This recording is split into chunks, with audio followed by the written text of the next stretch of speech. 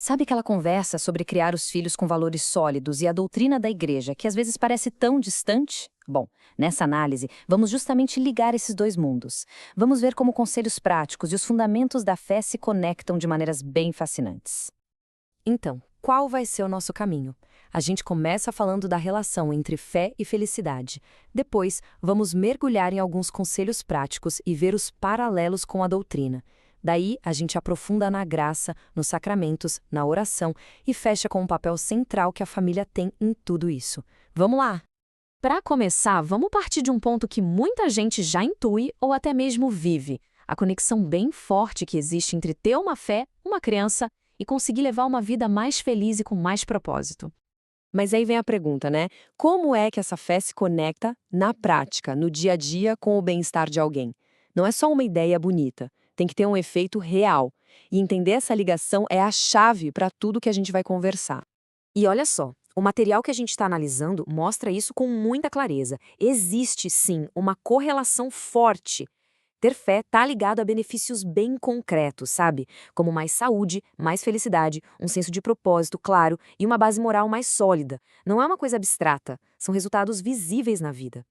E agora vem uma parte muito interessante. A gente vai pegar 5 conselhos práticos para o bem-estar e ver como eles, de uma forma até surpreendente, são o espelho de conceitos teológicos bem profundos.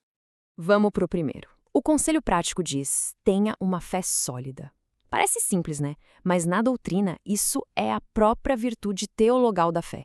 Ou seja, não é só um sentimento, é o alicerce fundamental de toda a vida cristã. Olha que legal essa outra conexão. O conselho de ver a vida a partir da perspectiva do amor perfeito, isso nada mais é do que a expressão no dia a dia da virtude da caridade, aquele amor a Deus e ao próximo, que é considerado a alma de todas as outras virtudes. Seguindo essa linha, quando se fala em ter uma moralidade baseada numa autoridade superior, a gente está falando diretamente da lei divina, dos 10 mandamentos. É um guia claro, um mapa, para viver esse amor a Deus e ao próximo na prática. E sobre encontrar um propósito na vida, uma vocação. Isso está totalmente ligado à ideia da vocação universal à santidade, que, no fim das contas, é o chamado para a gente aperfeiçoar essa virtude da caridade na nossa própria vida. E para fechar essa parte, a busca tão humana por uma vida feliz, a doutrina eleva isso a outro nível. É a busca pela bem-aventurança, a felicidade plena e eterna ao lado de Deus. É o objetivo final de tudo.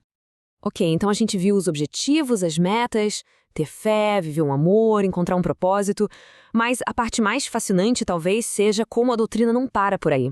Ela oferece o como, as ferramentas para a gente realmente chegar lá.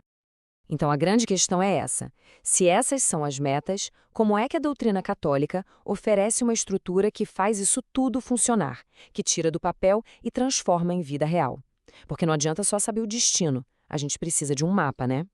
E a resposta para isso está no que a igreja chama de meios sobrenaturais. Pense nisso como a caixa de ferramentas divina, a estrutura que Deus nos dá para que a fé se torne ativa, operante, através do amor, da caridade.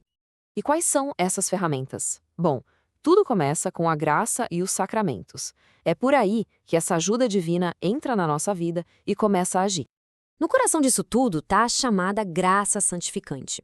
É um conceito-chave, é um presente, um dom gratuito de Deus que entra na nossa alma, cura ela do pecado e nos santifica. É o que nos transforma em filhos de Deus e nos dá a capacidade de viver essa vida cristã de verdade.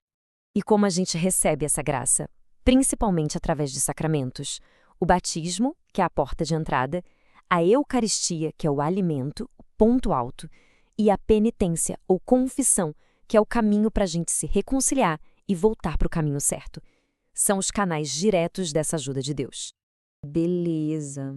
Com essa base da graça estabelecida, a gente pode então construir em cima dela, fortalecendo as virtudes e a nossa comunicação direta com Deus.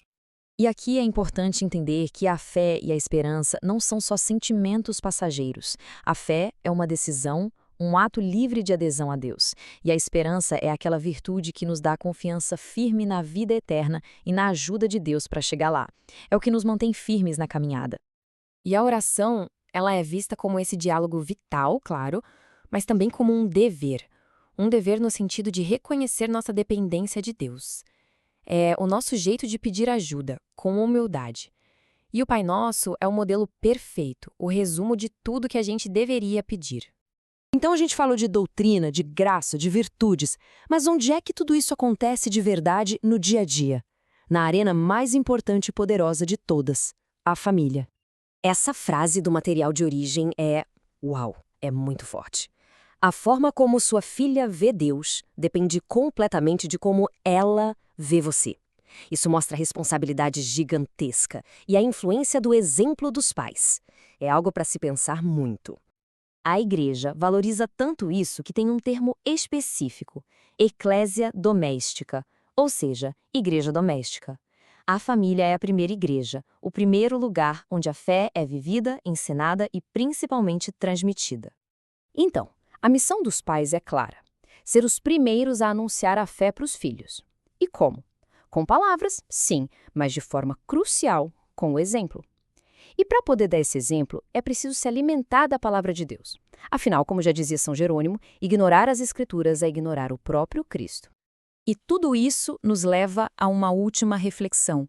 Se o bem-estar, a felicidade aqui nesta vida é um fruto da fé, qual é o objetivo final? Para onde essa estrada toda está de fato nos levando? Fica aí a pergunta para a gente continuar pensando.